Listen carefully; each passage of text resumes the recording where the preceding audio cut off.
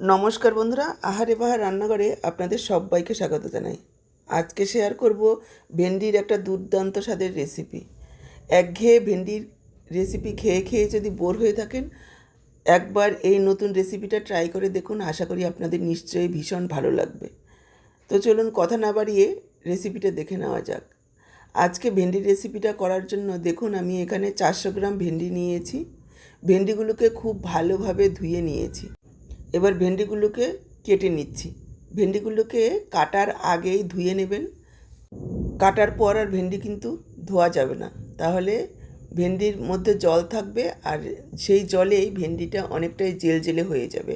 যে জেলজেলে হওয়ার কারণে অনেকেই কিন্তু ভেন্ডি খেতে পছন্দ করেন না। আর ভেন্ডি ধোয়ার পর ভেন্ডির গায়ে যাতে কোনো রকম জল না থাকে, ভালোভাবে শুকনো করে নিতে হবে। ভেন্ডিগুলো কেনার সময় একটু কচি দেখেই কিনবেন, তাহলে খেতে ভালো লাগবে। ভেন্ডিগুলোকে দেখুন আমি এইভাবে দুমাথা কেটে বাদ দিয়ে দু টুকরো করে কেটে নিচ্ছি। আর ছোট ভেন্ডিগুলোকে গোটাই রেখে দেব। মোটামুটি 2 ইঞ্চি অন্তর অন্তর এইভাবে টুকরো করে কেটে নিচ্ছি।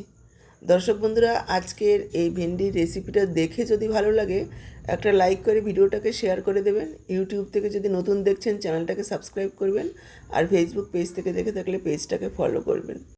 সমস্ত ভেন্ডিগুলোকে কেটে নিয়েছি। আর এদিকে নিয়েছি মিডিয়াম সাইজের পেঁয়াজের 1.5 খানা পেঁয়াজ। পেঁয়াজগুলোকে দেখুন এইভাবে পাতলা পাতলা করে কেটে নিচ্ছি। এদিকে একটা মশলা রেডি করে নেব। মিক্সচার জারে নিয়ে নিলাম 4 কোয়া রসুন, একটা টমেটোর অর্ধেকটা নিয়েছি। যদি আপনাদের ছোটো সাইজের টমেটো হয় তাহলে গোটাই নিয়ে নেবেন। দিয়ে দিলাম 1/2 ইঞ্চি পরিমাণ আদা আর 2টো কাঁচা লঙ্কা। তারপর দেখুন এইরকম একটা পেস্ট বানিয়ে নিয়েছি। এদিকে গ্যাস অন করে কড়াই বসিয়ে দিয়ে দিলাম 2 চামচ সরষের তেল। আমি সরষের তেলেই করছি, আপনারা আপনাদের পছন্দ অনুযায়ী তেল দিয়ে করবেন। তেল গরম হয়ে গেলে প্রথমে ভেন্ডিগুলোকে ভেজে নেব। দিয়ে দিলাম ভেন্ডিগুলো, দিয়ে দিচ্ছি একটু হলুদ গুঁড়ো। এখানে কোনো রকম লবণ দেব না, ঢাকাও দেব না। গ্যাসের ফ্লেমটাকে মিডিয়াম হাইতে রেখে 2 থেকে 3 মিনিট ভেন্ডিগুলোকে ভেজে নেব। ভেন্ডিগুলোকে একেবারে কালো করে ভাজবো না, যাতে কাঁচা গন্ধটা চলে যায়, তারপরেই ভেন্ডিগুলোকে নামিয়ে নিতে হবে। তাহলে রান্নার পর ভেন্ডিগুলো দেখতে ভালো লাগবে। ঢাকা বা লবণ দিলে কিন্তু ভেন্ডি জল ছেড়ে দেবে আর ভেন্ডিগুলো একেবারে জেলজেলে হয়ে যাবে। দেখুন ভেন্ডিগুলোকে 2-3 মিনিট একটু ভেজে নিয়েছি। এবার ভেন্ডিগুলোকে ছেঁকে তুলে রাখছি। কড়াতে দিয়ে দিচ্ছি আরও 2 চামচ তেল। ফোড়নে দিয়ে দিলাম 1/2 চা চামচ কালো জিরে। ফোড়নটাকে একটু ভেজে নিয়ে দিয়ে দিলাম কুচনো পেঁয়াজ। পেঁয়াজগুলোকে একেবারে লালচে করে ভেজে নেব। পেঁয়াজ ভাজার সময় এভাবে নাড়াচাড়া করে ভাজতে হবে, যাতে একদিকে পুড়ে গিয়ে আরেকদিকে কাঁচা না থেকে যায়। দেখুন পেঁয়াজ একেবারে লাল করে ভেজে নিয়েছি। এবার দিয়ে দিচ্ছি পেস্ট করে রাখা মশলাটা। জারটা ধুয়ে অল্প জল। এবার 2 মিনিট একটু হাই ফ্লেমে কষিয়ে নেব, যাতে টমেটো রসুনের কাঁচা গন্ধটা চলে যায়। দেখুন 2 মিনিট কষিয়ে নিয়েছি। এবার দিয়ে দিচ্ছি 1/2 চা চামচ হলুদ গুঁড়ো, 1/2 চা চামচ ধনের গুঁড়ো, 1/2 চা চামচ দিয়ে দিচ্ছি জিরের গুঁড়ো, আর 1/2 চা চামচ দিচ্ছি কাশ্মীরি লাল লঙ্কার গুঁড়ো। এটা আমি কালারের জন্য দিয়েছি। কাশ্মীরি লাল লঙ্কার গুঁড়োটা আপনারা চাইলে স্কিপ করতে পারেন। ঝাল কাঁচা লঙ্কার ঝালেই হবে।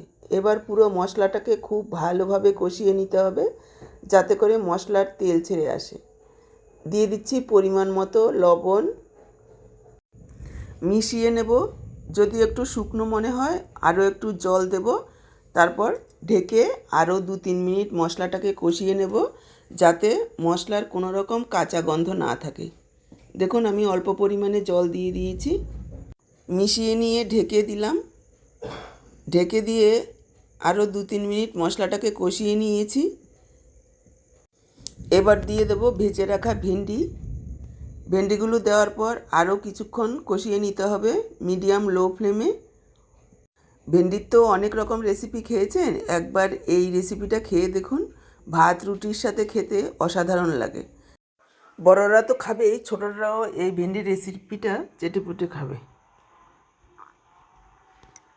এবার দেখুন দিয়ে দিলাম কিছুটা পরিমাণ ছানা। এখানে 50 গ্রাম পরিমাণ ছানা রয়েছে।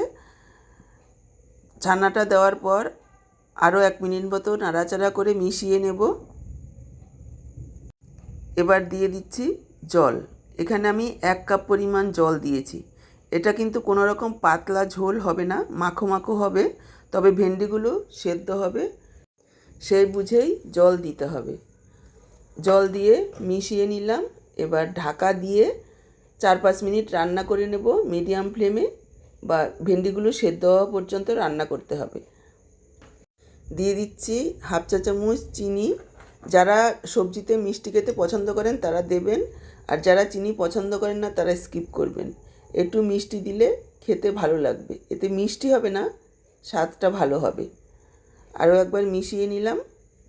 ঢেকে দিয়ে 4-5 মিনিট রান্না করে নিয়েছি। দেখুন একেবারে মাখো মাখো হয়ে গেছে, আর ভেন্ডিগুলোও খুব সুন্দর সেদ্ধ হয়েছে। একবার দেখিয়ে দিচ্ছি।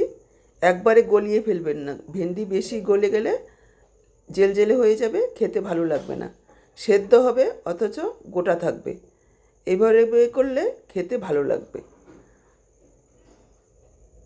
এবার দিয়ে দিচ্ছি একটু গরম মশলার গুঁড়ো, আর দিয়ে দিচ্ছি একটু ধনেপাতা কুচি। আপনাদের হাতের কাছে যদি ধনেপাতা না থাকে শুধু গরম মশলা দিয়েও রান্নাটা করতে পারবেন।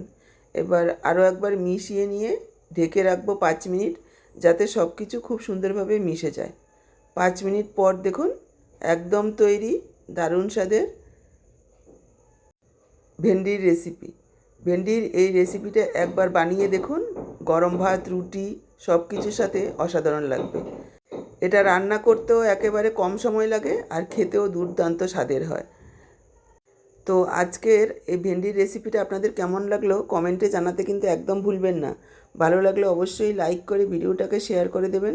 এরকমই ঘরোয়া দারুণ টেস্টি রেসিপিগুলো পাওয়ার জন্য আহারে বাহার রান্নাঘর চ্যানেলটাকে সাবস্ক্রাইব করবেন, আর ফেসবুক পেজ থেকে দেখে থাকলে পেজটাকে ফলো করবেন। আজকে এখানেই বিদায় নিচ্ছি। আবার দেখা হবে এই রকমই ঘরোয়া দারুণ টেস্টি রেসিপির সাথে। সবাই ভালো থাকুন, সুস্থ থাকুন।